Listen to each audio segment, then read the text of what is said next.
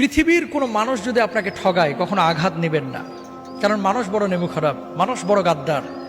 মনে রাখবেন, সব মানুষ পৃথিবীর একত্রিত হয়ে যদি আপনার ক্ষতি করতে চায়, কেউ আপনার ক্ষতি করতে পারবে না যদি আল্লাহ না চায়। মানুষ মানুষকে ঠগাইতে পারে, সন্তান বাবাকে ঠগাইতে পারে, বাবা সন্তানকে ঠগাইতে পারে, স্বামী তার স্ত্রীকে ঠগাইতে পারে। আল্লাহ কখনো তার বান্দাকে ঠগান না, কখনো না। আল্লাহ কখনো তার বান্দাকে ঠগান না। বরং ডাকার মতো যদি ডাকেন, আল্লাহকে বলার মতো যদি বলেন, সে আল্লাহ সুবহানাহু ওয়া তাআলা আপনার ডাকে সাড়া দেবেন। আপনি মনে করছেন যে এত ডাকলাম আল্লাহ তো সাড়া দিচ্ছে না, কে বলছে দেয় নাই? কিছু কিছু সময় এটা আপনি বুঝতেছেন ভুল। একটা সময় ধরেন, আপনি যখন আপনার বয়স 7 বছর 8 বছর ছিল, 5টা টাকা পাইলে মনে করতেন লাইফের এটাই সবচেয়ে সুখের মুহূর্ত, কারণ 5 টাকা দিয়ে এখন একটা আইসক্রিম কিনে খাবো।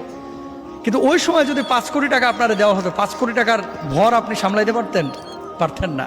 এই 5 কোটি টাকা আপনি কি করবেন, তাই না? আপনি কখন কোনটা আপনার জন্য প্রয়োজন এবং কোনটা কখন আপনাকে দিলে আপনি এটাকে যথাযথভাবে কাজে লাগাইতে পারবেন, এটা আপনিও জানেন না, আমিও জানি না। জানেন কে? আল্লাহ সুবহানাহু ওয়া তাআলা। সুতরাং আল্লাহকে ডাকেন, আল্লাহর সাথে বোঝাপড়া করেন, শুধু রিজকের পেছনে না ছুটে রিজিকের মালিকের পেছনে ছুটেন। পৃথিবীতে কে কষ্ট দিল, কে আপনার তিরস্কার করলো, কে আপনাকে হিংসা করলো, কে অহংকার করলো,